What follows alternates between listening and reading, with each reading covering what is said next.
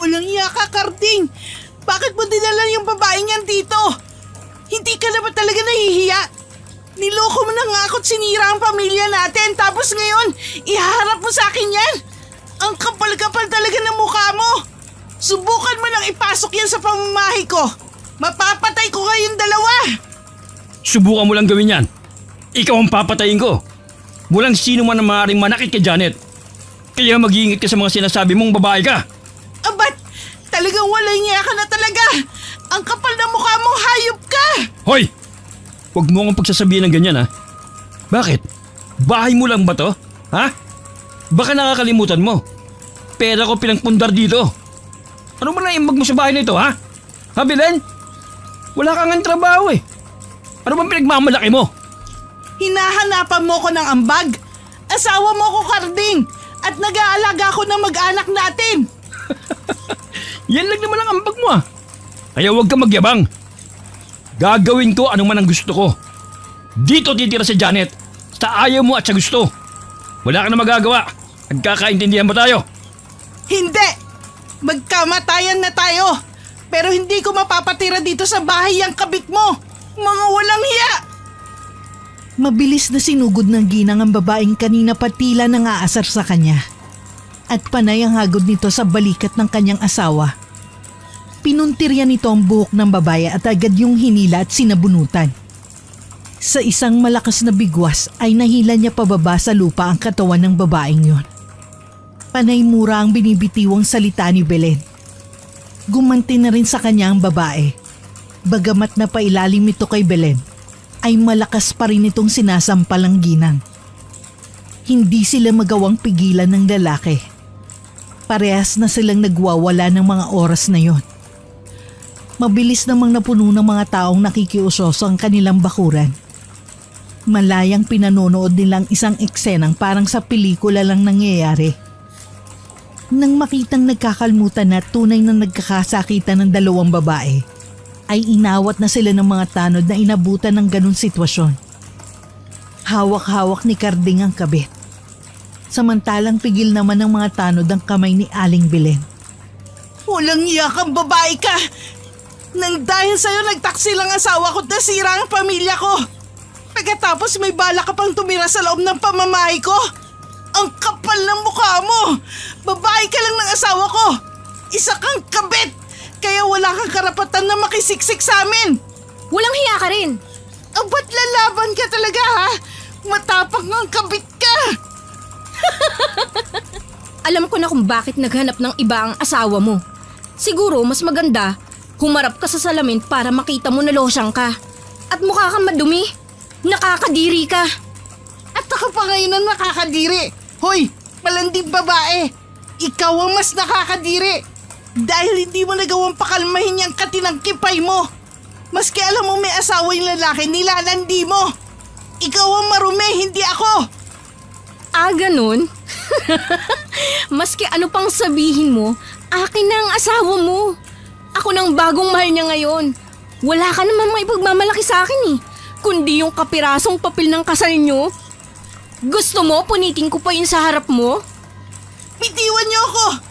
Bitiwan niyo nga ako at kakalbuhin ko tong malanding babae na to!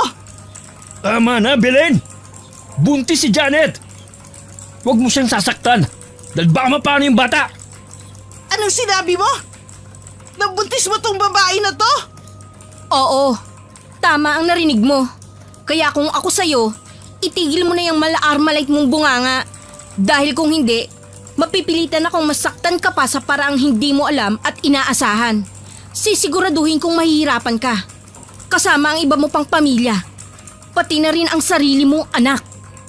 Dahil sa pagtaas ng tensyon at galit, muli nga nagsabunutan ng legal na asawa at ang kabit ni Mang Karding. Ilang sandali, nang mapatungan ni Aling Belen si Janet, pinagsasampal niya ito ng malakas hanggang sa magdugo ang labi nito at mamula ang buong mukha. Kitang-kita sa ginang ang labis na pagkagigil lalo na nang marinig na buntis ito at ang asawa niyang ama. Ngunit natigil din yun nang hatakin siya ng asawang si Mang Karding at inihagis kung saan. Napaaray siya at napahawak sa bewang. dahil tumama yun sa matigas na batong nakausli sa lupa. Dali-dali namang lumapit ang anak nilang si Julia upang siya'y alalayan.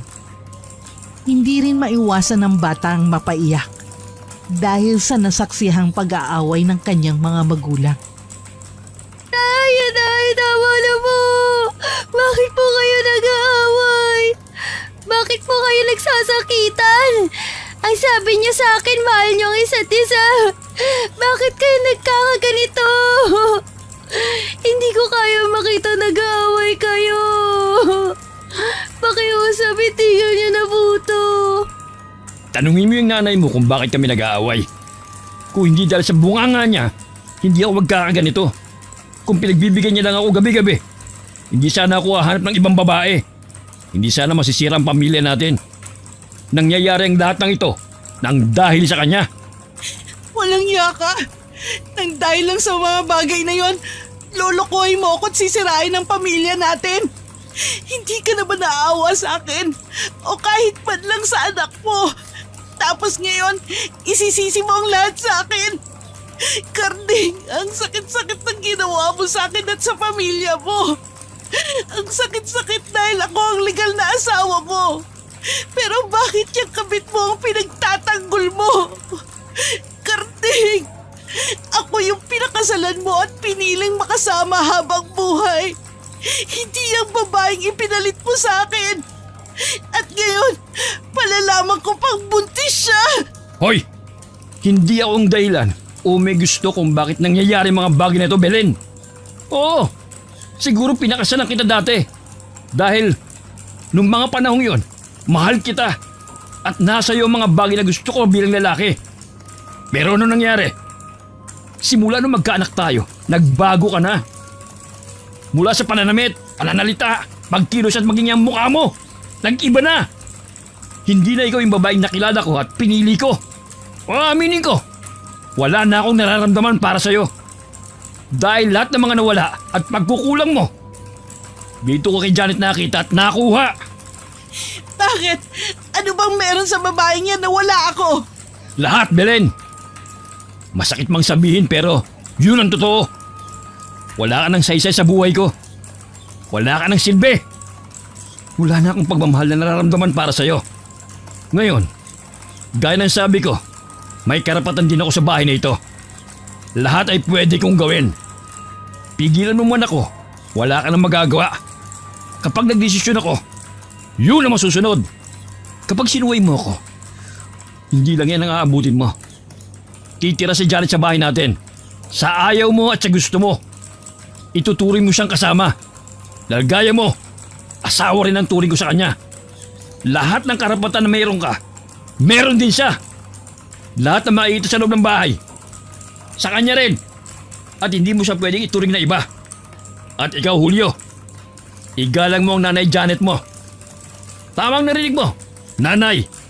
Nanay ang itatawag mo sa kanya. Dahil asawa ko na rin siya.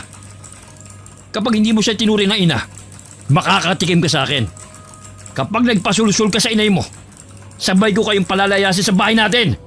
Nagkakaintindihan ba tayo? Opo, Itay. Susundin ko po lahat ng mga sinabi ninyo. At ikaw, Belen, huwag ka nang kumontra pa. Siguro naman ayaw mong manirahan sakali kasama ng anak mo, hindi ba? Ayaw mo rin siyang mawala ng ama. Dahil lumaki kang kulang sa pagmamahal ng isang magulang. Sundin mo lang ang patakaran ko at sisiguraduhin kong magkakasundo tayong lahat. Ayoko rin mabalita ang inaapi mo tong si Janet. Alam mo nang buntis siya. At kapag may nangyaring masama sa anak namin, alam mo na ang mangyayari. Janet, tara. Pumasok na tayo sa loob. Oh, narinig mo ang asawa mo ha?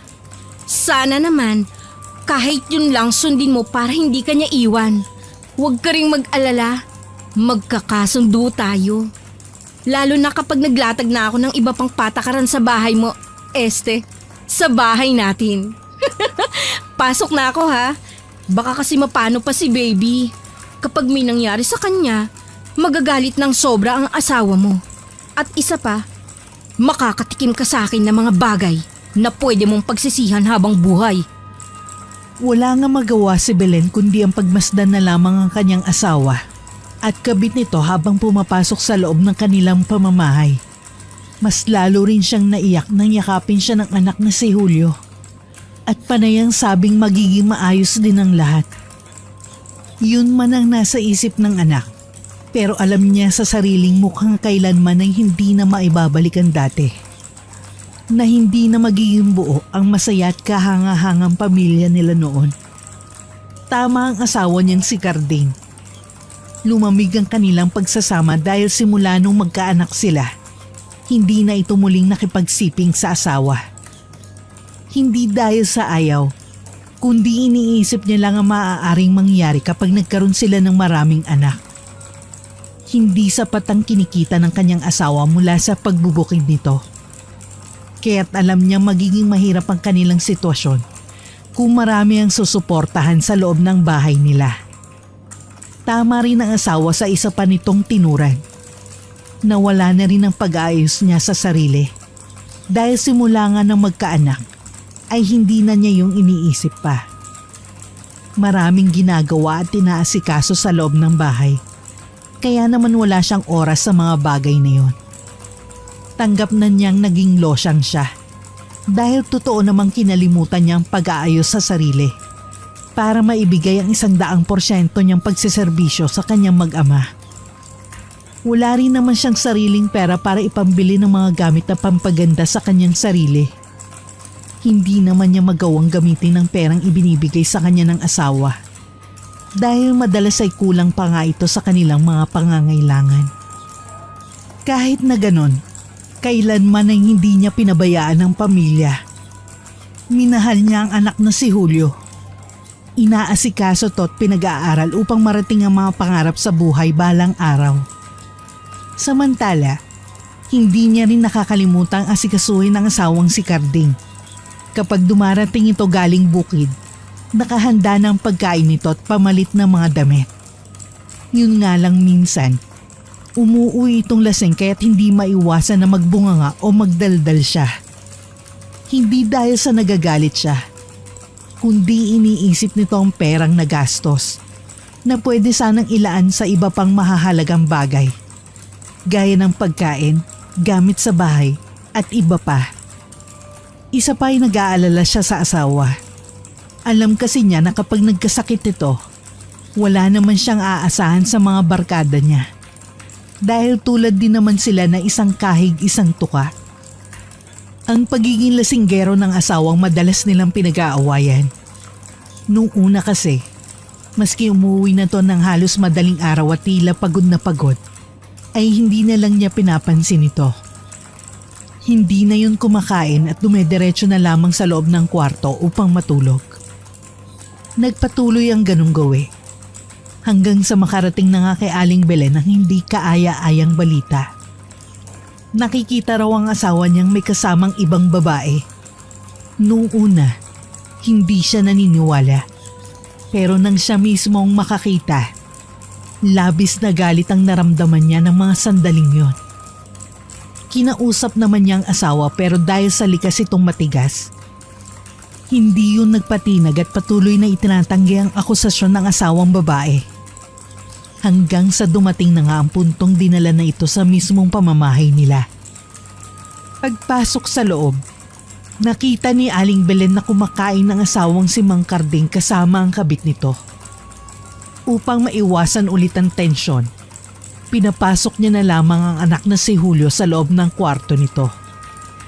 Hintayin mo ko sa kwarto ha, kukuha lang ako ng pagkain mo. Sige na, pumasok ka na sa loob anak. Mamaya na lang ulit tayo mag-usap ng itay mo, okay? Sige po, inay. Sana magkabati na kayo at maging maayos na ang lahat. Hindi po kasi ako makakatulog ng mahimbing mamaya kapag naiisip kong magkaaway kayo ni tatay. Ayoko rin po masira ang pamilya natin.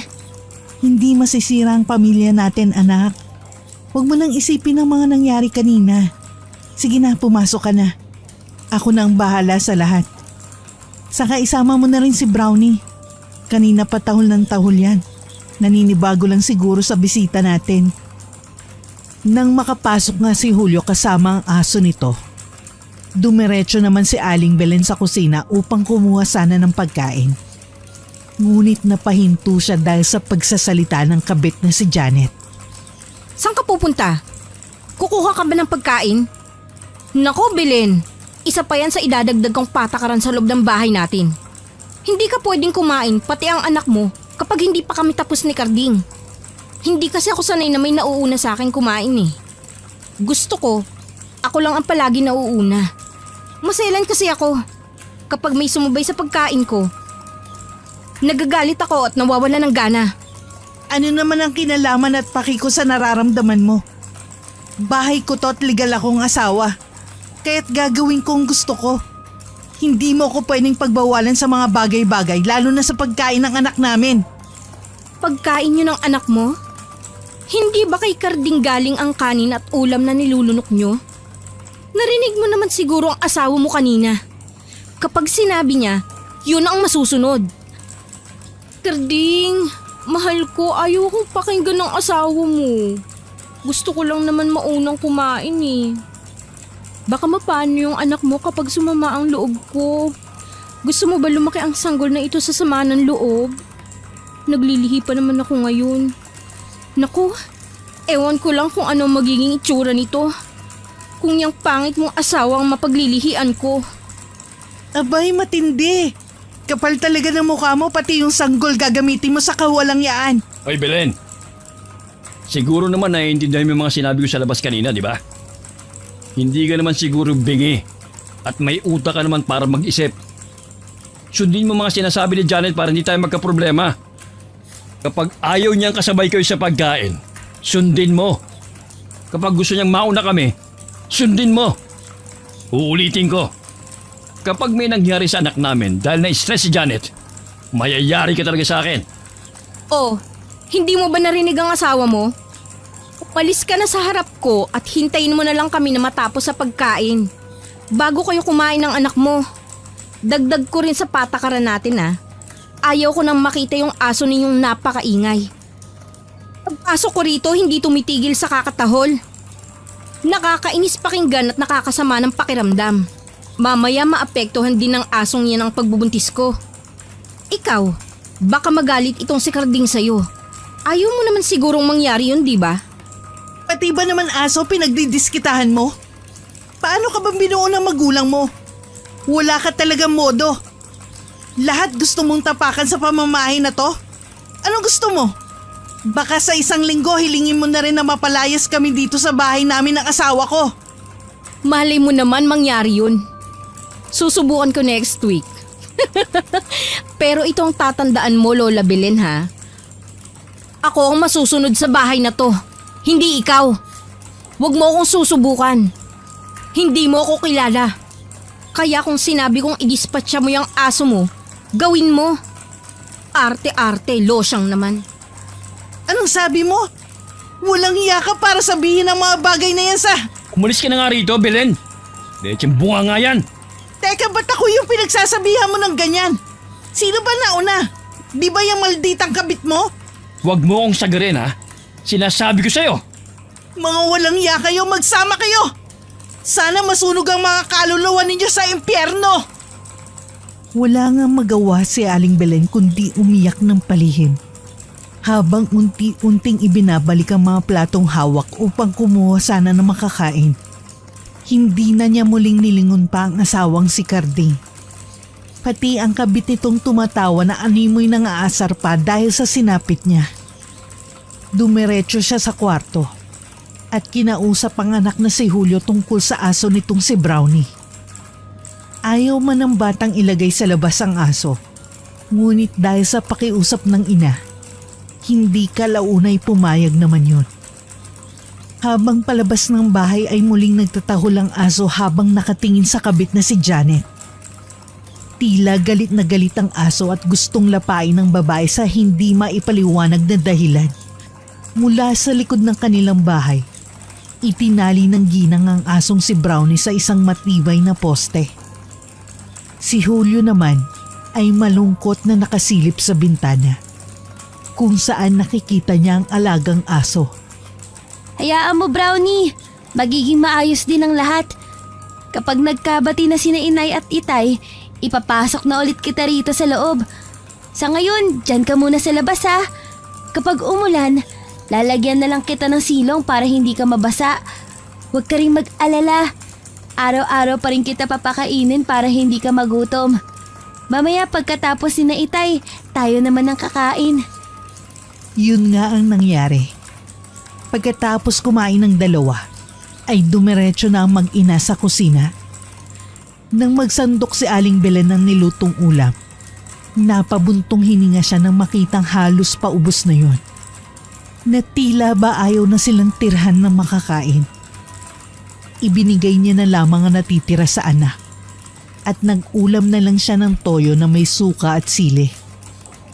Habang pinagmamasdan ng anak sa pagkain, hindi nito maiwasan muling mapaiyak dahil sa nangyayari sa kanyang pamilya. Pakiramdam niya ng mga sandaling yun, aping-api sila ng babae o kabit ng kanyang asawa. Kung ganito na ang ugali nito sa unang araw, hindi malabong masundan pa ito ng mas malalang mga sitwasyon at pangyayari.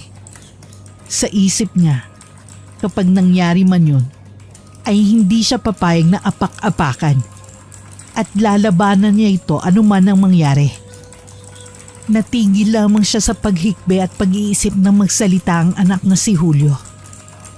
Inay, bakit po toyo at suka ang ulam nyo? Wala na ba tayong ulam? Ito po, meron pa akong tira. Sa inyo na lang po. Ayos lang ako, anak. Sige na, ubusin mo na yan. Huwag kang mag-alala. Magluluto ako ng mas maraming ulam sa susunod para hindi na tayo maubusan. Kapag nag-abot ng pera ang tatay mo, bibili at magluluto ako ng masarap. Lalo na yung mga paborito mo. Huwag mo nang intindihin ng inay mo. Tapos na rin naman akong kumain eh. Inay, may tanong po ako. Bakit po pala hindi tayo sabay ka na Itay kanina sa pagkain? Di ba po lagi tayo sabay kumain dati? Anak, yun kasi ang gusto ng itay mo. Di ba? Ayaw naman natin siyang magalit. Mahal mo rin naman siya, di ba? Kung oo, susundin na lang natin kung ano ang mga gusto niya para alam mo na maging maayos ang lahat. Para hindi na siya magalit sa atin at para hindi niya rin tayo palayasin. Yung kabit niya, Inay, bakit niya inuwi dito sa bahay? Parang nakakaya po sa mga kapitbahay natin. Ayoko talaga ng ideyang yan, anak. Pero wala tayong magagawa. Ang iyong amang batas sa pamamahay na to. Asawa lang niya ako. At ikaw, anak ka lang din niya na sinusuportahan niya. Wala kasi tayong ibang mapupuntahan kapag pinalayas tayo ng tatay mo. Ayoko matigil ka sa pag-aaral. Ayoko masira ang buhay mo, anak. Kaya kahit ang sakit-sakit ang ginawa ng iyong ama, ay titiisin ko para sa'yo. Kaya hanggat maaari unawain na lang natin at sakyan kung anong gusto ng kabit niya at ng ama mo. Alam kong bata ka para sa mga bagay na to pero sana nauunawaan mong ibig kong sabihin. Ganun na lang po ba ang gagawin natin? Hayaan na lang natin sila? Hayaan na lang natin na masaktan ka? At pagmukain nilang tanga? Opo, bata pa ako, Inay. Pero alam kong mali ang ginagawa nila. Mga immoral sila. Masama ang loob ko kay tatay. Paglaki ko, Inay, lalayas tayo dito. Ako ang bubuhay sa'yo at gagawin kitang reyna. Ilalayo kita sa impyernong lugar na to. Huwag, anak. Huwag kang magtanim ng sama ng loob sa iyong ama. Hayaan na natin. Maiisip din ng ama mo ang kabuktutang ginagawa niya. Ang importante sa ngayon, nandito pa rin tayo. At hindi pa rin niya tayo pinapalayas. May isa pang pagkakataon para mabuo tayo ulit, anak. Kailangan nating magtiis. Kailangan nating sumabay. Kasi wala rin naman tayong ibang mapupuntahan.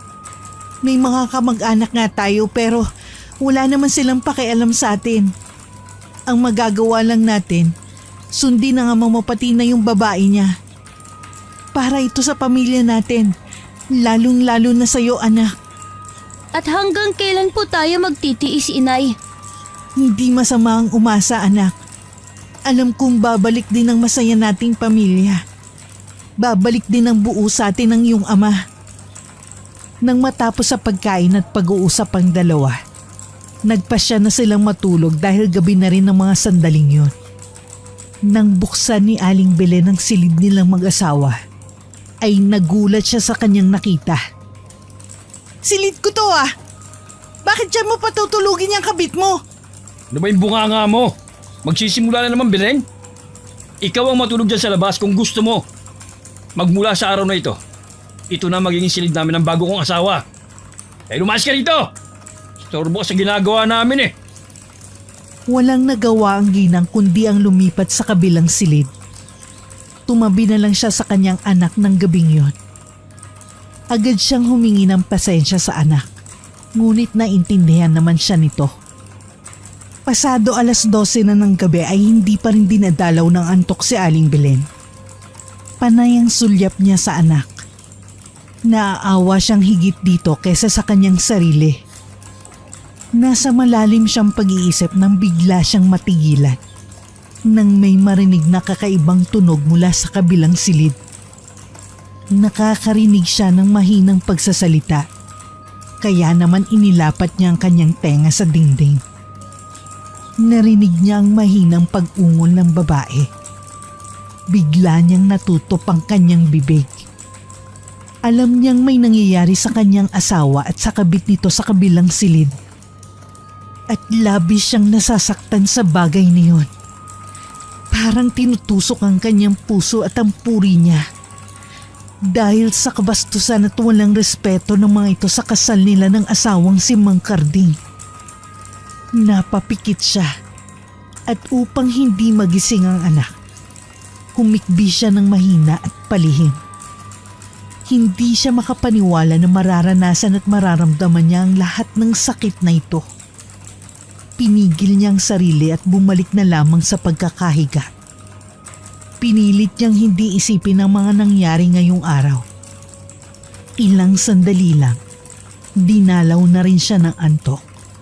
Kinabukasan ay maagang bumangon si Aling Belen tulad ng dati niyang nakasanayan. Agad niyang inasikaso ang lahat ng pangangailangan ng kanyang anak dahil papasok ito sa paaralan. Ipaghahanda na rin sana niya na makakain ng kanyang mag-ama, subalit dumating si Janet sa kusina at sinabi nitong ito na ang maghahanda ng agahan ni Karding. Mabuti na lamang bago lumabas ang babae, ay nailagay na niya sa bag ng anak ang baon nitong nilutong pagkain para sa agahan nito at tanghalian. Pasikreto niyang nilapitan ng anak at sinabi dito na sa paaralan na lamang kumain. Sige na anak, pumasok ka na. May iniligay akong agahan dyan sa bag mo. Love you anak. Nang makaalis ang anak ay namayani ang kakaibang katahimikan sa loob ng kanilang pamamahay. Hindi pinapansin ni Aling Belen ang babae. Panay ang walis niya sa sala samantalang abala naman sa kusina ang kabit. Makating higad. Bulong niya sa sarili na ang pinatutungkulan ay ang babae ng kanyang asawa. Ang bango. Tiyak na masasarapan na naman ito si Karding sa luto ko. Tumatawa-tawa pa ito habang panay ang sulyap sa abalang si Aling Belen. Lahat talaga sa akin ay masarap. Hay, ang swerte naman talaga ni Karding at natagpuan niya ako. Humunot ang noo ni Aling Belen sa narinig na yon. Alam niyang nananadya ang babae na asarin siya sa sarili niyang pamamahay. Ngunit pinigilan na lamang niya ang sarili na patulan ng kabulastugan nito. Pinili niyang manahimik dahil mamaya ay alam niyang sila na lamang dalawa ni Janet ang maiiwan sa bahay na yon. Karding, mahal ko, ito na yung baon mo. Mag-iingat ka dun ah. Alam mo namang delikado sa bukid. Mamaya madisgrasya ka. Paano na lang kami ng anak mo? Ayaw kong lumaki siya ng walang ama. Huwag kang mag-alala. Palagi ako mag-iingat para sa inyo ni baby. Ay nako, buti ka pa. Palagi mo akong inaasikaso. Palagi mong pinaparamdam na mahal mo ako. Hindi gaya ng iba dyan. Pinakasalan mo nga. Hindi ka naman tinuturing na asawa. Siyempre iba ako, mahal. Kaya nga minahal mo ko, di ba? Dahil bukod sa maganda ako, Maasikaso pa at maaruga. Kailanman, hindi ako magsasawa sa'yo. Mamahalin at aalagaan kita habang nabubuhay ako. Ganon din ako, mahal. Hindi kita iiwan at ipagpapalit pa sa iba. Buhay ko man ang maging kapalit. Ikaw lang ang mamahalin ko habang buhay. Talaga mahal? Grabe, sobrang tumataba ang puso ko dahil sa mga sinasabi mo. Nalulungkot tuloy ako dahil pupunta ka na ng bukid. Alam kong isang araw ka lang doon pero hindi ko maiwasang mag-alala. Alam mo na, maiwan ako sa piling ng masungit mong asawa. Mamaya kung anong gawin niyan sa akin. Paano kapag nangyari yun? Hindi ako papayag na mangyari yun, mahal. Hoy, ikaw Belen. Huwag mong sasaktan o susungitan to sa Janet ha. Kapag may sinumbong to sa akin pag uwi ko, alam mo na ang mangyayari. Kapag may kailangan siya, ibigay mo kagad. Hindi siya pwede magkikilos sa bahay dahil nagdadalang tao siya. Nagkakaintindihan ba tayo? Masama man ng loob. Tumango na lamang si Aling Belen mula sa mga sinabi at bilin ng asawang si Mang Karding. Nang makaalis ito, inihatid na rin niya ang anak sa sakayan upang makapasok na yun sa paaralan. Nang makauwi, nakita niyang nakaupo si Janet sa labas ng kanilang bahay. Habang nakangiti sa kanya gaya kanina, tila nang aasar. Uy, Belen! Malinis ka ngayon ah. Naligo ka ba't nag-ayos ng sarili? Naalala mo siguro yung sinabi namin kahapon kung bakit gusto kang iwan ng asawa mo, no? Kung noon mo pa ginawa yan, di sana hindi naghanap ng iba yung asawa mo. Napakayabang mo talagang magsalita, no? Baka nakakalimutan mo. Kabit ka lang ng asawa ko. Kaya huwag kang umasta na parang ikaw ang legal at nagmamayari ng bahay namin. Siguro sa ngayon, oo, mahal ka niya. Dahil may anak kayo. Pero kapag dumating yung araw ng mga anak ka, gaya ko, mawawalan din siya ng gana sa'yo. Nagpapatawa ka ba? Pasensya na, hindi ako natawa. Huwag mo kong igaya sa'yo na pinagsawaan na at kailanman hindi nababalikan ng asawa. Magkaiba tayo, Belen. Hindi gaya mo. Marami akong pamamaraan para manatili si Karding sa piling ko. Marami akong kayang gawin para hindi niya ako iwan. At mahalin pa habang buhay. Anong pinagsasabi mo? Kung tutuusin, hindi naman tayo nagkakalayo eh. Tao ka rin naman gaya ko at isa pa. Teka, ginayuma mo ba ang asawa ko? Yun ba ang pamamaraan na tinutukoy mo kanina? Sumagot ka! May ginawa ka ba sa asawa ko? Kaya siya nahulog sa'yo at niloko ko?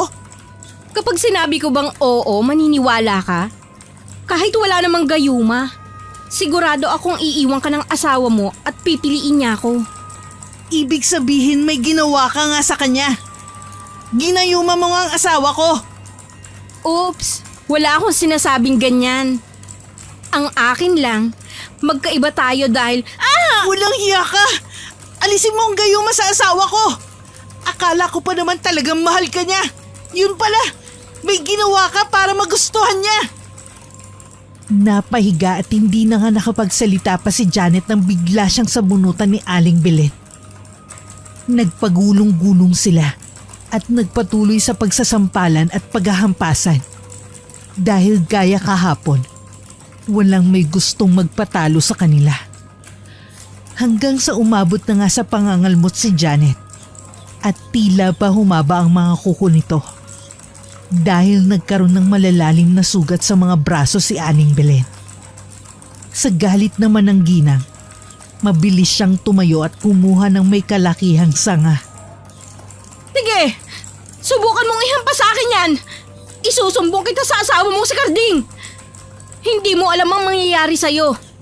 Tigilan mo ang pang-aaway mo sa akin. Gusto mo bang umalis sa sarili mong pamamahay? Hala sige, saktan mo ako at mangyayari ang sinasabi ko. Wala akong pakialam. Mapatay ko lang ang babaeng ng gayuma at tumagaw sa asawa ko. Humanda ka. Pagbabayaran mo ang paninirang ginawa mo sa pamilya ko. Muli nga sumugod si Aling Belen at malakas na hinampas ang ulo ni Janet.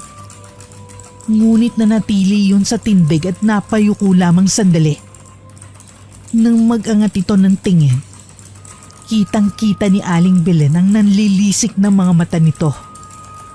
Napatingin din siya sa parte ng ulo nito na kanyang hinampas. Labis ang pagtataka ang nararamdaman ng ginang dahil hindi ito nagtamo ng kahit anong sugat. Kahit alam niyang napakalakas ang hampas na ginawa niya. Kamatayan ba ang tinutukoy mo? Halika! Ibibigay ko sa'yo, Belen! Sa bilis ng pagsugod, hindi yun agad napansin ng ginang. Kaya naman napahiga siya sa lupa. Nakaramdam siya ng pagkahilo dahil tumama ang ulo niya sa isang matulis na bato. Nang mapatingin siya sa harap, nakita niyang nakapatong sa kanya si Janet habang galit na galit. Samantala, habang nasa ganong sitwasyon, ay panay naman ang tahol ng asong si Brownie. Bago mo ako mapatay, Belen, uunahin na kita. Hindi mo alam kung sino ang kinakalaban mo. Hindi mo alam na kusa kang humaharap sa kalabang hindi mo kakayanin. Gusto mo bang makita kung paano ako magalit? Hindi mo gugustuhin ang sasapitin mo. Umalis ka sa harap ko! Alam ko kung ano ka, Janet. Ginayuma mo ang asawa ko kaya't alam kong may lahi kang mangkukulam. Kung hindi man, isa kang halimaw. Dahil sa mga ipinakita mo mula nang tumuntong ka sa pamamahay ko. Mali ka nang iniisip, Belen. Mas nakakatakot pa ako sa mangkukulam at halimaw na sinasabi mo. Gusto mo makita? Humanda ka! Papatayin na! Ay! Bago makagawa ng kahit anong pagkilo si Janet, bigla na lamang siyang napatalsik at nanlalaban ng lapain ng asong si Brownie. Nakawala na pala ito dahil sa labis na pagtatahol at pagpupumiglas. Dahil nga sa naririnig na nasasaktan ng among si Aling Belen. Napayuko ang kabet habang patuloy na pinagkakagat ng aso. Sa kaba at takot na nararamdaman, mabilis na tumayo si Aling Belen at hinila ang alagang si Brownie. Nang makuha, agad niya yung binuhat at sinuri ang sinapit ni Janet. Muling nanlaki ang kanyang mga mata dahil sa pagtayo ng kabet. Gaya kanina, ay nakita niyang wala itong kahit anong sugat. Ilang sandali, tumitig ito sa aso. At mas nagulantang ang ginang dahil tila nagkulay pula ang mga mata nito. Matapos bigla na lang nagwawala si Brownie at nagpupumiglas na animoy natatakot sa kanya. Bigla itong nabitiwan ni Aling Belen at nagtatakbo yon sa malawak na gubat. Hinabol at sinundan ito ng ginang. Sandali pa siyang napalingon kay Janet at alam niyang hindi siya namamalikmata. May mga nakita siyang kakaiba rito, kaya't alam niya ring mukhang nasa kapahamakan ng kanyang pamilya. Halos isang oras siyang naghanap bago tuluyang makita ang asong si Brownie. Nakita niya itong nakaupo sa tabi ng isang puno at halatang hingal na hingal pa. Napabuntong hininga ang ginang dahil mukhang maayos naman ang alagang aso. Binuhat niya ito at muling iniuwi sa kanilang bahay. Pagdating, muli na naman itong nagtatahol. Lalo na nang makita ang galit na si Janet habang nakatingin ng masama sa kanila. Iniiwas na lang ito ni Aling Belen at muling itinali sa likod ng kanilang bahay. Sa pagkakataong yun, mas mahigpit na upang hindi ito makawala pa at makapanakit. Bago bumalik sa loob ng bahay, napadasal pa siya ng wala sa oras dahil kinakabahan sa maaaring gawin ng kabit ng kanyang asawa. Hindi niya alam at hindi siya sigurado, pero may kakaiba nga rito. Bukod sa halatang ginayuman nito ang asawa niya, may tinatago pa ang babae na alam niyang ikapapahamak ng kanyang pamilya, kaya't naisip niyang mas mag-ingat. Nang makabalik sa loob, nadatan niya ang babaeng nakaupo sa harap ng lamesang makikita sa kusina. Muling nagtama ang kanilang paningin. At bago makaiwas si Aling Belen, nagsalita ng isa. Sisiguraduhin kong makakarating kay Carding ang lahat-lahat ng mga ginawa mo sa akin. Pati na ang pananakit ng aso mong si Brownie. Ihanda mo ang sarili mo, ang anak mo, pati na ang alaga mong aso. Dahil sabay-sabay kayong aalis ng bahay na to. At ikaw pang may karapatang magsalita ng ganyan, ha? Baka nakakalimot ka. Ginawa ko yun dahil ginayuma mong asawa ko. Pasalamat ka. Sumali ang aso namin dahil kung hindi, ako mismo Ang ano? Ang papatay sa akin? Ikaw ang magpasalamat dahil dumating yung aso mo. Kung hindi, baka paglalamayan ka na ng anak mo mamaya. Huwag mo ulit akong susubukan, Belen. Hindi mo kakayanin. Pinagbibigyan lang kita ngayon, pero kapag napuno ako, kaya kitang mapatay kahit isang kamay lang ang gamit ko. Mag-iingat ka rin dahil simula ngayon, hindi na kita titigilan at patatahimikin. Tandaan mo yan, Belen. Hindi na nga umimik pa ang ginangat dahil sa pinaghalong takot at pagtataka. Nagpasya na lamang siyang pumasok sa silid upang makapag-isip-isip. Hindi niya maiwasan na mapahawak sa ulo dahil nalilito sa mga nangyayari. Alam niyang may mali pero hindi niya maisip kung ano o tungkol saan yun. Sa mga binitiwang kasing salita ni Janet, alam niyang hindi ito ordinaryong tao. Sa loob ng halos 5 oras, sa wakas ay nakabuo siya ng isang desisyon. Kailangan niyang mag-imbestiga at malaman ang totoong pagkatao ng babaeng kabit ng kanyang asawa. Napahinto siya sa pag-iisip nang marinig ang pagdating ng kanyang anak na si Julio. Dali-dali siyang lumabas at nakitang kausap nito ang kaninang kaaway na si Janet. Kamusta ang pasok mo, Julio? Nag-aral ka ba mabuti? Naging mabait ba ang teachers at classmates mo sa'yo? Opo, naging maayos naman ang lahat sa school, Nanay Janet. Mabuti naman kung ganun. Kung inaaway ka sa school, sabihin mo lang sa akin dahil kaya kong... Anak, halika. Pumasok ka na sa kwarto mo. Magbihis ka dahil ipaghahanda na rin kita ng merienda mo. Hindi mo ba nakikita, Belen? Nag-uusap kami ng anak mo si Julio. Napakabastos mo naman kung... Wala akong pake. Anak ko si Julio. Kahit ako magdidesisyon kung sino man ang mga pwede niyang kausapin. Sige na anak, pumasok ka na sa kwarto mo. Yun nga ang ginawa ng bata. Pagkatapos dumiretso na rin si Aling Belen sa kusina para ikuha ng makakain ng anak. Hindi na niya pinansin pa ang nangaasar na si Janet. Dahil alam niyang away na naman ang patutunguhan kung sakasakaling bigyan niya ito ng pansin at atensyon. Isa pa, kailangan niya ring maghanda para sa mga sasabihin sa asawang si Carding. Alam niyang may gulo na namang mangyayari mamaya. Inay, nag-away na naman ba kayo ni Nanay Janet? Para po kasi may nangyari kanina. Ang gulo po kasi ng buhok ninyo. Isa pa, may mga sugat din po kayo sa braso. Sinaktan ka po ba niya, Inay?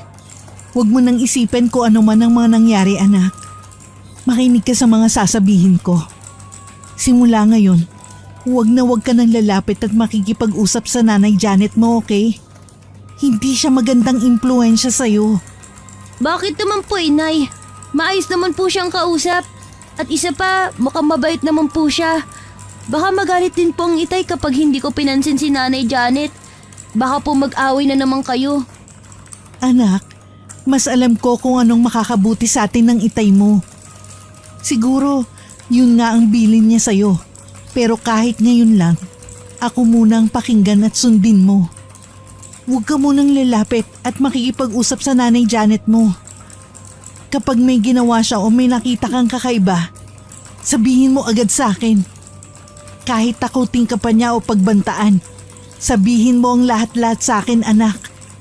Naiintindihan mo naman siguro ako, no? Opo, Inay. Sige po, susundin ko po lahat ng mga sinabi niyo. Nagpatuloy nga sa pag-uusap ang mag-ina sa loob ng silid. At nahinto lamang yon na marinig ni Aling Belen na dumating ng kanyang asawa na si Mang Carding. Mabilis naman niyang sinabihan ng anak na huwag lalabas at manatili lamang sa kwarto. Siya naman ay agad na dumiretso kung nasa ng dalawa. Ilang sandali, nagulat na lang siya nang biglang nag-iiyak ang kabit na si Janet sa harap ni Mang Karding. Nagdadrama na animoy inapi niya ito ng sobra-sobra. Karding, mahal ko. Sabi ko sa'yo, mahirap na maiwan akong mag-isa rito eh. Kanina pag alis mo, sinaktan ako ng asawa mong si Belen. Bigla na lang siyang nagalit at sinugod ako kahit na alam niyang wala naman akong kalaban-laban. Pinagsasasampal niya ako at pinaghampas kanina. Pagkatapos noon, nakawala rin yung aso ninyo kaya sinugod din ako nito. Grabe yung sinapit ko kung alam mo lang. Bigla pang sumakit yung tiyan ko eh. Akala ko mawawala na si baby. Matapos yung sabihin ni Janet, bigla na lamang sinugod ni Mang Karding ang nanonood at nakikinig na asawang si Aling Belen. Sinakal niya yun ng mahigpit at isinandal sa dingding ng kanilang bahay. Nang higpitan nito, halos kapusin ng paghingang ginang at kitang-kita niya ang galit sa mukha ng asawa. Pinagsabihan at binantaan na kita kanina. Pero anong ginawa mo? Sinaktan mo pa rin si Janet? Ganyan na ba talaga kasama ang ugali mo, Belen? Gusto mo na ba talagang umalis sa pamamahay na ito? Gusto mo ba talagang mawala ng ama ang anak mo? Sige, pagbibigyan kita. Karding, pakinggan mo muna yung mga sasabihin ko. Sinungaling ang babaeng yan. Nagawa ko lang naman siyang sugurin dahil siya mismo ang nagsabi sa akin na ginayuma ka niya. Nagumamit siya ng ibang pamamaraan para mapaibig ka. Huwag kang maniwala sa kanya, mahal ko. Bakit ako gagamit ng gayuma kung talaga naman nagmamahalan tayo? Alam mo yan sa sarili mo. Mahal mo ako dahil yun ang sinisigaw ng puso mo, Karding. Nagsisinungaling yung asawa mo. Grabe ka sa akin, Belen. Matapos mo akong saktan kanina at muntik pang mamatay ang bata sa tiyan ko. Ngayon ay pinagbibintangan mo pa ako sa mga bagay na wala namang katotohanan. Labis-labis na ang pang-aaping ginagawa mo sa akin. Ganyan ka na kadesperada, Belen? Lahat na lang ng bagay, kahit pagsisinungaling, gagawin mo para lang magalit ako kay Janet? Pwes hindi mangyayari yon. Dahil simula ngayon, ayaw na kitang makita sa pamamahay na ito. Mag-impay ka na. Isama mo yung anak mo. Pati ng buwisit mong aso. Nang bitiwan ni Mang Karding sa pagkakasakalang asawa, napaluhod yun sa sahig at napaubo ng ilang beses. Mamaya gumapang ito at hinawakan ng binti ng kanyang asawa upang magmakaawa. Huwag mong gawin sa amin to ng anak mo, Karding. Maawa ka, wala kaming ibang mapupuntahan kapag pinalayas mo kami. Nagsasabi lang naman ako ng totoo, bakit ayaw mo maniwala sa akin? Nagsasabi ng totoo? Sinungaling ka, Belen. Gusto mo akong saktan at patayin. Pati na rin ang batang nasa sinapupunan ko. Nagagalit ka dahil mas mahal ako ng asawa mo kaysa sa'yo. Kaya gagawin mo ang lahat para mapaalis ako at mawala sa pamamahay mo. Karding, huwag kang magpapaloko sa kanya. Mapanlin lang ang asawa mo. Gusto niya lang tayong magkahiwalay para makuha ka niya. Papayag ka bang mawala ako sa piling mo, mahal? Hindi ako papayag. Belen, huwag mo nang hintayin pa madagdagan pa ang galit ko sa'yo. Mag-impay ka na at umalis ka na sa pamamahay na ito. Ayoko magpatira ng mga taong mananakit lang sa mahal kong si Janet. Simula ngayon, ayoko nang makita yung pagmumukha mo. Layas! Nakikiusap ako, Karding. Kahit para lang sa anak mo, huwag mong gagawin to. Ako totoo mong asawa at may anak tayo. Kami ang totoo mong pamilya. Bakit ka nagpapaniwala sa babaeng nakuha ka lang dahil sa panggagayuma? Karding, magising ka sa katotohanan. Hindi mo siya mahal dahil ako ang tunay at nag-iisa mong asawa. Nakikiusap ako. Unawain mo ang mga sinasabi ko. Kailanman ay hindi ka mauunawaan ng asawa mo, Belen. Dahil sinungaling ka. Bakit paulit-ulit mong sinasabi ang gayuma? Bakit mo patuloy na nililito at nilalason ang isip ng asawa mo? Mukhang tama nga siya. Desperada ka na. Kaya lahat na lang ng bagay at paraan ay gagawin mo. Mautulang ulit siya. Alam kong alam mo ang totoo, Janet. Alam mo, hindi ako nagsisinungaling dahil ang mga sinasabi ko kusang lumabas sa bibig mo kanina. Ginayuma mo ang asawa ko at hindi ako titigil hanggang sa mapatunayan ko yun. Hindi mo na kailangang patunayan yun, Belen. Dahil gaya nga ng sinabi ko, lumayas ka na sa pamamahay na ito. Hindi mo ba ako narinig? Gusto mo bang kalad ka rin pa kita palabas? Sige, halika! Ako na mismo maglalabas sa'yo sa bahay na ito! Karding! Huwag maawa ka, Karding! Nakikiusap ako! Kaawa-awa nga tingnan si Aling Belen nang hawakan ito ni Mang Karding sa buhok at dahan-dahang hinila palabas ng kanilang bahay. Labis na pagmamakaawa ang ginawa ng Gina. Ngunit buo na ang desisyon ng asawa na palayasin siya sa sariling pamamahay. Dahil lamang sa mga sumbong at kasinungalingan ng kabit na si Janet. Tumatawa pa yun dahil tila natutuwa sa sinapit niya mula sa kamay ng sariling asawa. Ilang sandali nang itulak papalayo ni Mang Karding si Aling Belen, ay biglang sumulpot ang anak nilang si Julio na umiiyak at nagmamakaawa na rin. Itay! Bakit niyo naman sinasaktan ang inay? Hindi na ba kayo naawa sa kanya? Pinagpalit niyo na nga siya sa iba, sinasaktan niyo pa. Diba ang turo mo sa akin, huwag mananakit ng kapwa lalo na babae? Pero bakit mo ginaganto si inay? Hindi naman siguro siya nagsisinungaling, diba? Kailangan mo ba talagang palayasin kami?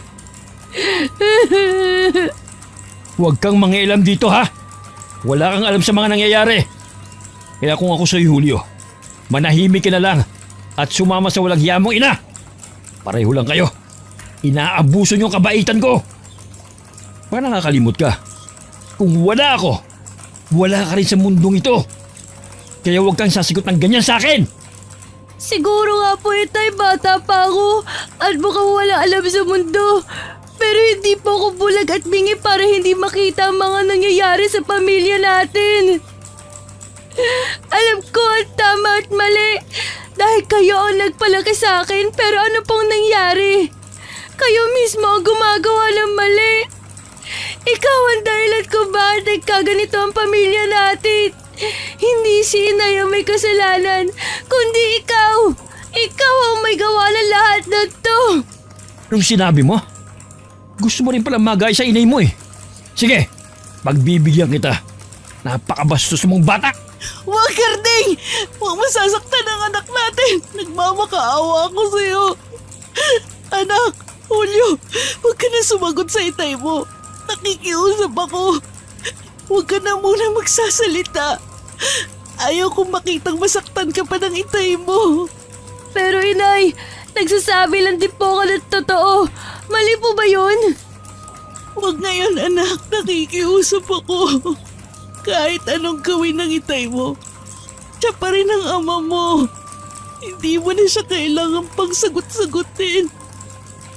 Hayaan mo kami ang mag-ayos ng problemang meron ng pamilya natin. Anak, makinig ka sa akin. Dahil alam ko kung ano ang mas makakabuti para sa'yo. Karding, nakikiusap ako. Kahit si Julio na lang ang patirahin mo sa bahay, aalis ako at hindi na magpapakita ba. Pero alagaan at huwag mong pababayaan ang anak natin. Inay, bakit mo sinasabi yan? Iiwan mo ko sa kanila? Hindi mo na ba ako mahal? Inay, ayoko po sumama kay itay. Ikaw po ang gusto ko. Isama mo ko. Anak, makinig ka. Ginagawa ko to para sa'yo. Huwag ka mag-alala. Dahil magkikita pa naman tayo para matigil na ang gulo ako na mismo mawawala sa buhay ng ama mo. Karding, Janet, pakiusap wag ninyong idamay si Julio. Kahit siya na lang, wag na ako, pakiusap. Sige, ayos lang sa akin na maiwan niyang anak mo dito sa bahay. Basta ikaw, ayaw na kitang makita kahit ang anino mo. Kapag lumabag ka sa patakarang yun, papalayasin ko rin ang anak mo. Nagkakaintindihan ba tayo, Belen? Oo, Janet. Sige na. Sige na, anak Julio. Pumasok ka na sa loob. Magpapakabait ka, ha? Aalis na muna ang inay. Tatanda mo yung mga sinabi ko sa'yo kanina, ha? Paalam, anak. Wala nga magawa ang batang si Julio kundi ang umiyak habang unti-unting nawawala sa paningin niyang inang si Aling Belen. Makalipas ang kalahating oras, bumalik na sila sa loob ng bahay. Doon mapapansin ang pananahimik ng bata dahil sa mga nangyari at tampong nararamdaman niya. Huwag ka na magtampo, Julio. Simula ngayon, ako na ang ituturing mong ina. Bilang bagong ilaw ng tahanang ito, lahat ng mga utos ko ay susundin mo. Di ba? Masama ang sumusuway sa mga magulang. Kaya ikaw, susunod ka sa akin. Susunod ka sa lahat ng mga sasabihin ko. Hindi ako susunod sa'yo dahil hindi ikaw ang ina ko. Babalik si Inay Belen para kunin ako.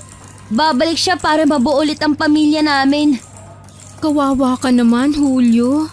Naniniwala ka pang mabubuo ulit ang pamilya nyo? Naku, kung ako sa'yo, wag mo nang asahan pa yun. Dahil ako nang nagsasabing kailanman ay hindi na mangyayari yun. Alam mo kung bakit? Dahil ako na ang mahal ng ama mo. Magkakaanak na kami. At kapag nagsilang na ako, mawawalan ka ng puwang sa buhay niya. Hindi totoo yung mga sinasabi mo, sinungaling ka. Mabubuo ulit kami at ikaw naman ang lalaya sa pamamahay namin. Matigas pa ang ulo mo ngayon. Pero huwag ka mag-alala. Ako mismo ang magpapalambot niyan. Ako mismo ang gagawa ng paraan para sumunod ka sa akin. Sige na, pumasok ka na sa loob ng kwarto mo. Magpahinga ka na. O di kaya, mag-iiyak dahil wala na ang Inay Belen mo. Pumasok na nga sa kanyang silid ang bata at gaya ng sabi ng isa, umiyak nga siya ng umiyak dahil wala na sa tabi ang nanay niya. Hanggang sa kusa na nga siyang makatulog. Nagising na lamang siya nang marinig ang sunod-sunod na pagtahol ng kanyang asong si Brownie. Tila may kung sino itong tinatahulan sa labas. Tumayo si Julio at binuksan ang bintana ng kanyang silid. Nang silipin niya ang aso sa labas, huminto ito sa pagtahol at nabigla siya dahil wala na ito roon. Wala na si Brownie sa poste kung saan ito nakatali. Dahil maliwanag din ang buwan ng mga sandaling yon, nakita niyang isang figura na tumatakbo papunta sa magubat na bahagi ng kanilang lugar. Sa takot na baka kinuha ang aso niya, mabilis siyang gumawa ng mga hakbang palabas ng kanilang bahay. Pinuntahan niya ang tinahak na direksyon ng hinihinala niyang magnanakaw. Pagdating sa gubat, napahinto at napatago siya sa isang malaking puno nang makita ang kanyang nanay Janet. Hawak-hawak ng babae ang walang buhay niyang aso. Napakaingay mong aso ka. Ngayon, hindi ka na makakatahol at kailanman hindi ka na makikita ng mga amo mo. Tamang-tama rin pala na binisit mo ko dahil ilang araw na akong uhaw sa karne. Pagkatapos kitang kainin, isusunod ko na ang isa mong amo, lalo na kapag hindi siya nakinig sa akin. Nakaramdam nga ng takot at panginginig si Julio. Dahil makalipas lang ang ilang segundo, nilantakan at kinain ni Janet ang kanyang alagang aso. Binutas nito ang tiyan ng hayop at hinila ang mga lamang loob. Dahil doon, napaatras siya at dahan-dahang napabalik sa loob ng kanilang bahay. Nang makapasok ulit sa silid, agad niyang isinara ang binuksang bintana. Umupo siya sa kama at nagdasal na sana hindi siya narinig o nakita ng kanyang nanay Janet. Ilang sandali pa, napatingin siya sa pinto ng kanyang silid nang marinig ang mga yapak sa labas. Alam niyang nagmumula yun sa babae ng kanyang ama. Dahil doon, napahiga siya sa kama at nagtalukbong ng kumot. Muli rin siyang nanginig nang dahan-dahan bumukas ang pinto ng kanyang silid at doon isang nilalang ang pumasok. Marahang yung lumapit sa kanya. Kaya naman labis sa pagkabog ang kanyang dibdib dahil sa kaba at takot. Julio, alam kong gising ka pa. Wala kang narinig, nakita o nasaksihan kanina. Kapag nagsumbong ka, magagalit ako. Sige ka, gaya ng aso mo, kakainin din kita. Pagkatapos, isusunod ko rin ang nanay at tatay mo. Hindi mo naman gustong mangyari yun, di ba? O siya, matulog ka na. Malalim na ang gabi. Huwag ka nang lalabas ulit dahil baka kainin ka ng aswang. Nang sabihin yun ni Janet, maririnig pa ang mahinang tawa galing rito. Ilang sandali, lumabas na rin yun at sinara ang pinto. Nang masigurong wala na ay saka lamang napabuga ng hangin ng bata. Sa hindi inaasahan, bigla na lamang siyang napaluha dahil sa naramdamang labis na pagkatakot mula kay Janet. Bata pa man, pero alam at naiintindihan niya ang mga nangyayari. Hindi ordinaryong tao ang babae ng kanyang ama, kundi gaya ng sabi nito, isa siyang aswang. Ilang oras ang lumipas ngunit hindi na muling dinalaw pa ng antok si Julio. Hanggang sa tumilaok na nga ang manok dahil sa nag-umaga na. Upang masigurong hindi siya nananaginip o namamalikmata, mabilis niyang binuksan ang bintana at muling sinuri kung nandun ang alaga niyang asong si Brownie. Napalunok siya ng laway dahil gaya na nasaksihan kagabi, wala na ito roon at mukhang kinain nga ito ng kanyang nanay Janet. Mabilis siyang kumilos upang kausapin sana ang kanyang ama.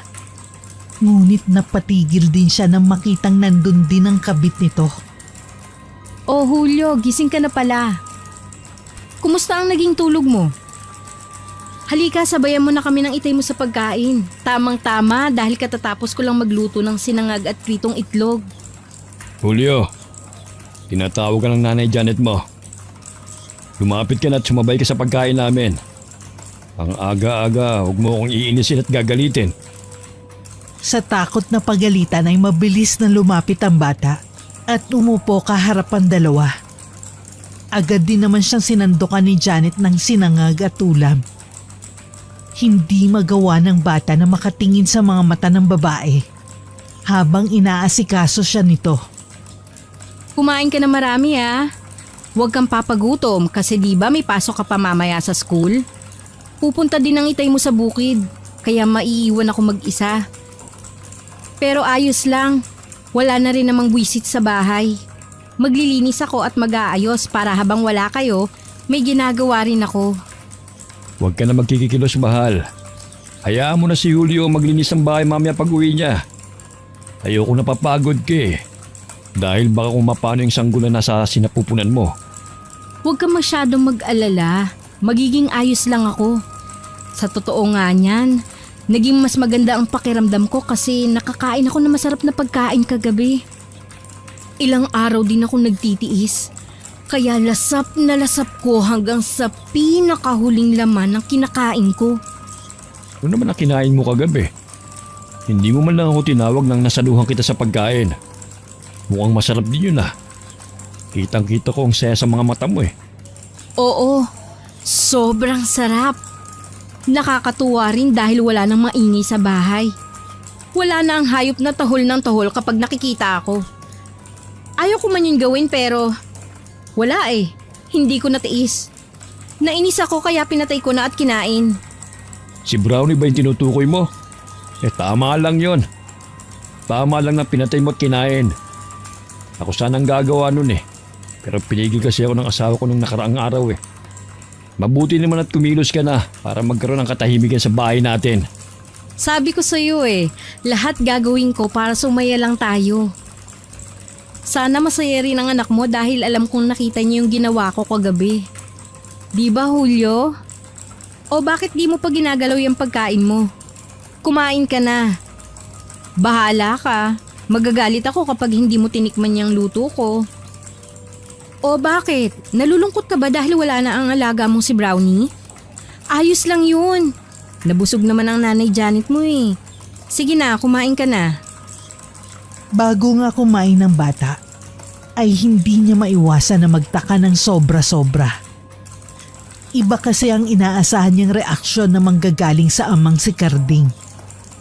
Imbis kasi na magalit dahil pinatay at kinain ng kanilang aso, tila natuwa pa ito at sumang-ayon sa kanyang nanay Janet. Tila alam na nitong aswang ang babae niya. Pero bakit hindi ito nagagalit? May mali. Alam ni Julio na mukhang nagayumang ang kanyang ama o napasa ilalim sa anumang itim na kapangyarihan. Dahil iba ang dapat na ikinikilos nito. Napayuko na lamang siya at sinimulang kumain ng lutong sinangag at itlog ng kanyang nanay Janet. Napahinto siya sa pagmuya na mapansin ng isang bagay. Walang lasa ang mga luto nito. Ni wala yung bawang o asin man lang para sumarap ang luto nito. Sumubo ulit ang bata at sa pagkakataong yun, napatingin siya sa nakangiting si Janet dahil kumpirmado, aswang nga ang babae ng kanyang ama. Dahil doon, hindi na niya inubos ang pagkain at mabilis na pumasok ng kwarto upang magbihis ng uniforme. Paglabas, nakita niya ang galit na mukha ng kanyang ama pati na ang kabit nito. Papasok na po ako sa school. Malayo pa po ang lalakarin ko papunta sa sakayan. Baka pumalate ako at magalit ang teacher ko. Alam mo bang galit ako? Dahil hindi mo inubos ang pagkain niluto at hinain ko. Masama ang magsayang ng grasya, Julio. Uupo ka at magpapatuloy sa pagkain. O hihintayin mo magalit pa ako. Mamili ka. Ayoko na pong kumain. Busog pa po ako, Nanay Janet. Pasensya na po kung hindi ko naubos. Kasi hindi ko na talaga kaya. Ilang sandali, nang hindi bumalik ang bata sa lamesa, ay bigla na lamang sumakit ang tiyan nito. Sobrang hapdi sa loob at dahil hindi niya makaya, napasigaw siya at napahiga sa kinatatayuan. Napahawak siya sa tiyan at namaluktot dahil sa pamimilipit mula sa sakit na nararamdaman. Makalipas ang ilang minuto, umiyak na nga ito at nagmamakaawa sa kanyang nanay Janet. Sabi ko sa iyo wag mo kong gagalitin, Julio. Kapag sinuway mo pa ako sa susunod, hindi lang yan ang aabutin mo. Hindi lang yan ang pinakamasakit na maaari mong maranasan kapag ako ang kaharap mo. Isa lang naman ang gusto ko ang sundin mo ang mga utos ko. Ngayon, bibigyan kita ng leksyon. Para sa susunod, makikinig ka na sa akin. Kitang-kita ng bata kung paano mamula ang mga mata ng kanyang nanay Janet. Maya-maya, ang sakit na nararamdaman niya sa tiyan ay mas lumala pa. Mas lalo yung humapde at nanakit. Kaya naman makalipas ang ilang minuto, unti-unting nandilim ang kanyang paningin. Bago mawalan ng ulirat, nakita niya pang umiti ang babae kasama ang kanyang ama na tila walang pakialam sa nangyayari sa kanya. Ilang saglit pa, tuluyan na siyang nawalan ng malay. Sa pagsapit ng gabi, doon ay nagkamalay siya lalo na nang marinig ang isang pagtawag na nagmumula sa bintana ng kanyang silid. Pamilyar ang boses nito. Kaya naman kahit nangihina pa, binuksan niya ang bintana. At doon ay tumambad ang nag-aalala niyang ina na si Aling Belen. Sa labis na pagkasabik, umakyat ang bata sa bintana at doon na dumaan upang makalabas at makapiling ang ina. Umakyat ang bata sa bintana at doon na dumaan upang makalabas at makapiling ang ina. Sa hindi inaasahan, napaiyak ito at niyakap ng mahigpit ang ginang. Anong nangyari sa'yo? Bakit parang nangangayayat ka? May sakit ka ba, anak? Sinasaktan ka ba ng babaeng yon? Anak, sabihin mo ang lahat sa akin. Inay, umalis at lumayo na po tayo rito. Huwag na po nating subukan mabuo pa ang pamilya natin. Dahil kahit kailanman, hindi na po mangyayari yon.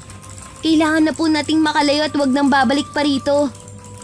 Hindi ko maintindihan. Di ba gusto mo bumalik ulit ang itay mo sa atin? Bakit ngayon parang ayaw mo na? May nangyari ba? Diretsuhin mo ako, anak. Kinakabahan ako sa'yo. Inay, si Nanay Janet po. Isa siyang aswang. Aswang po ang kabit ni Itay. Maniwala po kayo sa akin. Umalis at lumayo na po tayo. Natatakot po ako sa kanya. Ano? Aswang ang babaeng yun? Sabi ko na nga ba may mali sa kanya. Hindi lang pala siya mangkukulam dahil ginayuman niya ang tatay mo, kundi isang aswang. Huwag ka matakot, anak. Hindi tayo tatakas at matatakot sa kanya. Kailangan natin siya mapatay at mabawi ang itay mo. Huwag na po, Inay.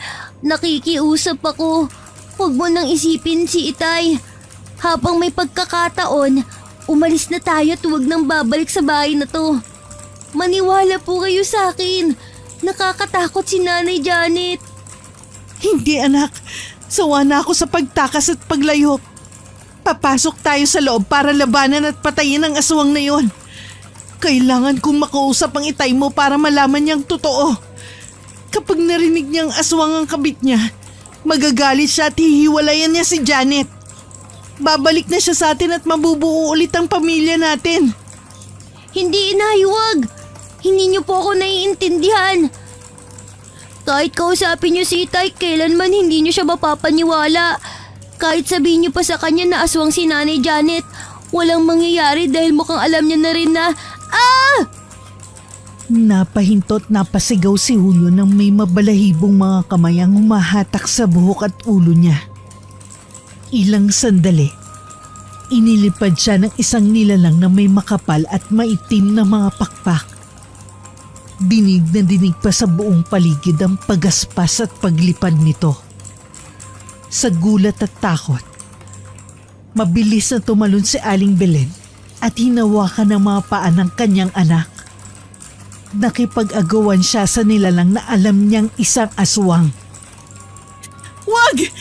Bitiwan mo ang anak ko! Halimaw ka! Inay, tulong! Inay, ayoko pa mamatay! Sa pagsigaw ng kanyang anak, ay siya namang pagyakap niya ng mahigpit sa mga paa at binti nito. Ilang sandali, nang hindi na makaya ang bigat nila, ay ibinagsak sila ng aswang sa lupa. Nang makatayo, inalalayan at hinawakan ni Aling Belen ng mahigpit ang kamay ng kanyang anak.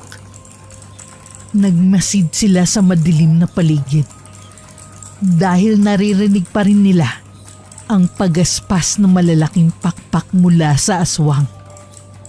Makalipas ang ilang minuto, tumigil yon at muling bumalot sa paligid ng nakakabinging katahimikan. Sumabay pa ang malamig na simoy ng hangin na talaga namang nakakadagdag sa kilabot na nararamdaman ng mag-ina. Mukhang tama ka nga, anak. Kailangan na nating lumayo sa lugar na to. Tayo na, bago pa bumalik ang aswang na yon. Anak, ano nangyayari sa'yo? Anak ko! Nang pagmasdan nga ni Aling Belen ang anak, ay nagulat siya. Nanginig yon at dahan-dahang napaluhod at napahiga sa lupa. Ilang sandali pa, nagsuka ito ng mabaho at kulay itim na likido. habang tumitirik ang parehong mga mata. Anak! Anak! Huwag mo iwan ang inay mo, anak! Lumaban ka! Ngunit mas lalong lumakas sa paghikbi si Aling Belen nang biglang humito sa panginginig ang kanyang anak na si Julio. Nang suriin niya ang pulso at kalagayan nito, napanganga siya at nanlaki ang kanyang mga mata nang makumpirmang wala na itong buhay. Napatay na ang kanyang nag-iisang anak. Hindi pa man natatapos ang pagluluksa, ay napalingon siya sa kanyang likuran nang makarinig ng sunod-sunod na palakpak at pagtawa mula sa kabit ng kanyang asawa na si Janet. Nang tuluyang mapaharap doon, nakita niyang nasa tabi rin nito ang asawang si Carding na tila hindi nabigla sa mga nangyari at pagkamatay ng kanyang anak. Pasaway kasi ang anak mo, Belen. Sa bagay, may pinagmanahan kaya ganyan katigas ang ulo niya. Yan tuloy, nalason siya at namatay mula sa laway ng katulad kong aswang. Hayop ka! Bakit mo pinatay ang anak ko? Bakit mo dinamay ang batang wala namang kinalaman sa away natin? Bakit mo dinamay ang anak ko? Bakit? Gaya nga ng sabi ko, nagpasaway siya habang wala ka. Binigyan ko lang siya ng leksyon. Malay ko bang hahantong sa kamatayan ang pagpaparusa ko? Wala na akong magagawa kasi patay na siya eh. Ibig sabihin, wala ka ng anak, Belen. Carding! Hindi ka man lang ba magsasalita? Hindi ka man lang ba nakakaramdam ng galit kahit alam mo pinatay ng abusado mong kabit ang sarili mong anak? Carding, bingi ka ba? Patay na ang anak mo. Patay na si Julio. Pinatay siya ng kabit mong aswang. Carding, sumagot ka. Alam ko. Alam kong patay ng anak ko, Belen. Tama lang ang pagdidisiplinang ginawa ni Janet. Tama lang na nilagyan niya ng laway sa katawan ng batang yan. Dahil pasaway siya. Yun dapat ang ginagawa ng isang magulang. Ang patayin ang mga batang matigas ang ulo. Hindi makapaniwala si Aling Belen sa mga narinig. Mas lalo siyang nagulat dahil kitang-kita niya kung paano magkulay pula ang mga mata ng kanyang asawa na si Carding. Ilang sandali, kasama ng kabit nito, ay unti-unti silang nanginig. Tila na maluktot at nagbago ng anyo. Mula sa pagiging ordinaryong tao, ang mga kaharap niya ngayon ay nagkaroon ng makapal na balahibo sa katawan. Kasabay ng paghaba ng mga kuko at ngipin, habang tumutulo pa ang malagkit na laway. Dahil sa takot na nararamdaman, napaatras si Aling Belen. Ngunit napaupo rin siya sa lupa na matapilok mula sa batong nakausli. Nang tignan niya muli ang mga aswang, palapit yun ng palapit sa kanya. Ilang sandali, sabay na sumugod ang dalawa at dahil doon, napabangon muli ang ginang at nagtatakbo papunta sa tahanan ng kanilang mga kapitbahay. Tulong! Tulungan niyo ako mga kapitbahay! Sinusugod ako ng mga aswang!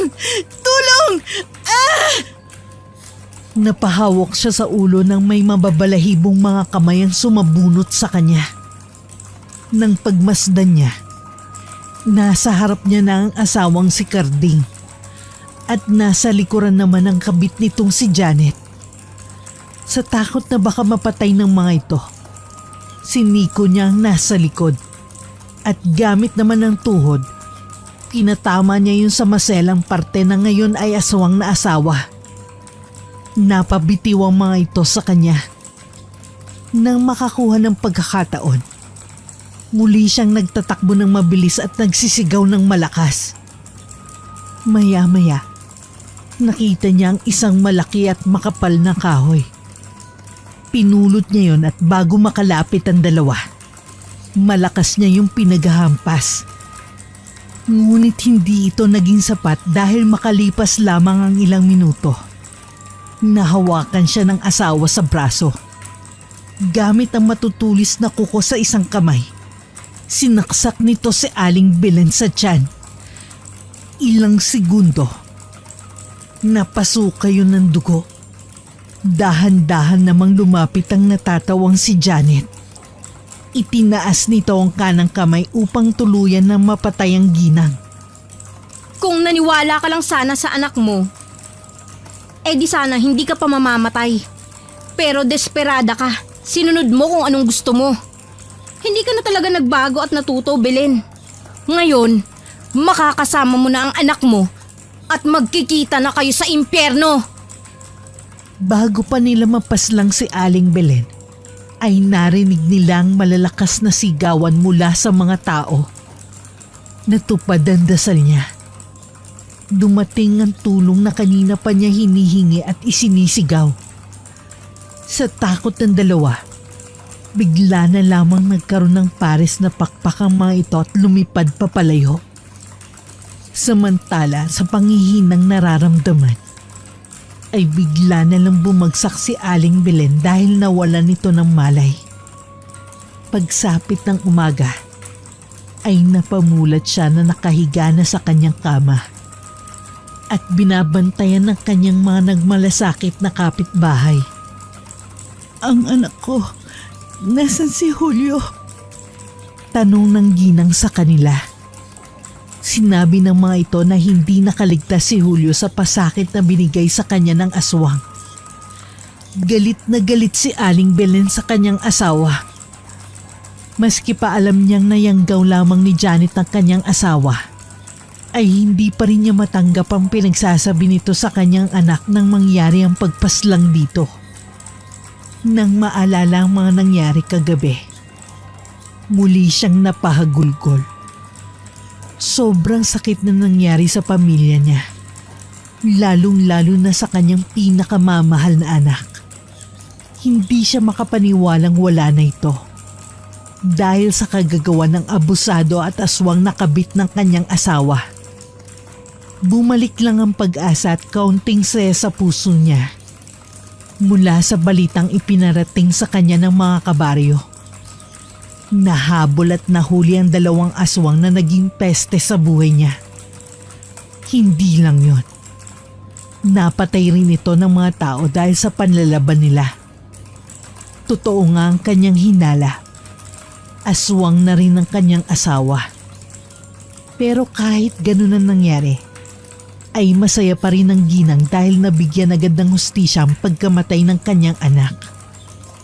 Sa paglipas ng mga araw, buwan at taon, ay tuluyan na nga naging mapayapa ang buhay ng ginang. Hanggang sa kanyang pagtanda, ay hindi niya kinalimutan ang lahat ng mga nangyari. At sa bawat mga aping babaeng tulad niya, palagi niyang sinasabi na matutong lumaban. Huwag hayaang saklawan ng mga ito ang karapatan ng mga legal na asawa. Lumaban at huwag magpapatalo. Dahil walang karapatan sa mundo ang mga taong labis na mapang-abuso. Wakas.